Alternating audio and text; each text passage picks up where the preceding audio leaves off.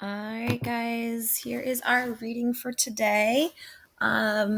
This week we've been working on print work and fluency. So we've been working on how we read the words in our book. And now we're moving on to telling about what we have read in the book, which is one of the most important things in reading. Once we know how to read the words and once we read the words correctly and once we're understanding those words, then we can start working on our comprehension. Our comprehension is understanding the books that we read. So I have a book that I'm going to read to you today, and we're going to practice this retelling. And then I would love for you to practice with one of your books. It can be a Reading A to Z book, it can be a Get Epic book, and it can be a book that you have at home. I would love if you have sticky notes for you to use sticky notes to jot down all of the different parts of a retell. Or you can also write it down on a piece of lined paper. Any way that works best for you. All right. So one of the most important parts of reading is being able to tell about what you read. You need to include your characters, your setting, your beginning, your middle, and your end. All right, so our characters are who is in the story. We usually have a main character. There's usually several other characters with them. Setting is where does the story take place? When does the story take place? And then our beginning, middle, and end are the three parts of the book. What happened in the beginning? What happened in the middle, right? Usually we see the problem somewhere in the beginning or the middle. And how did the story end, which is usually where we find our solution, right? If we remind ourselves of these three important parts, beginning, middle, and end, while we're reading, we're paying attention to what happened in the beginning, what happened in the middle, and what happened in the end, we'll be able to give a really great retell. All right, so here is the book that we are going to be reading today. It's called Little Sock, and it looked like a fun book.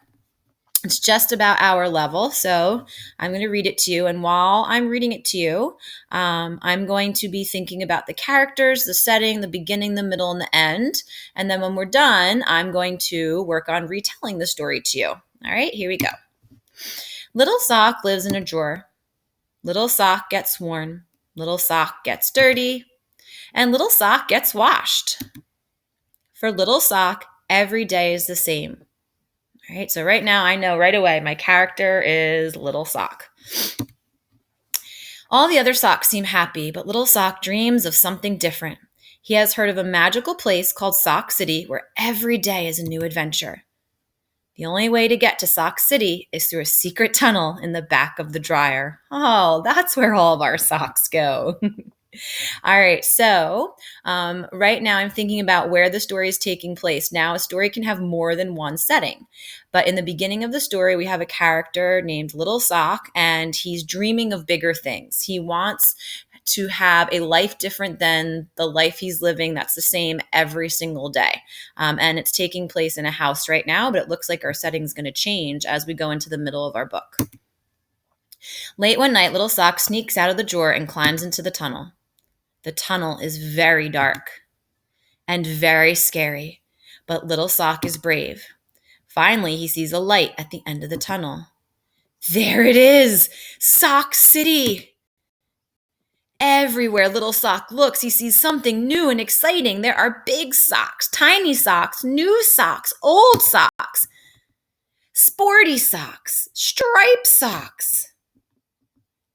Now it looks like we're having a little problem loading right here. All right, so while we wait for that, I told you I've been having all kinds of problems today. I'm thinking about how the setting has changed. So now the setting has changed from going inside someone's house to now we're at Sock City.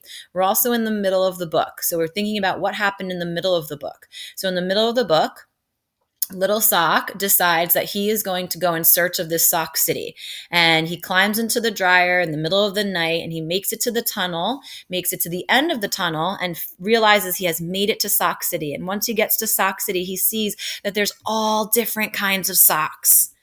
Right? Let's see if that loaded for us. No. So many different socks doing different things. Every day is a new adventure. It's just what he wanted, right?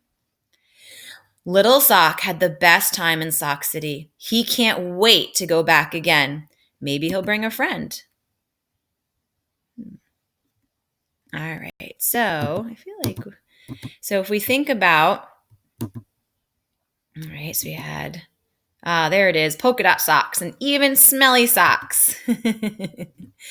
All right. So now we think about, and we're at the end of the story. All right. We think about what happened at the end of the story, and we can talk about how his problem was solved, right? So at the end of the story, Little Sock had a great time in Sock City. He's really excited about finding all of these new adventures and finding something different than his everyday life.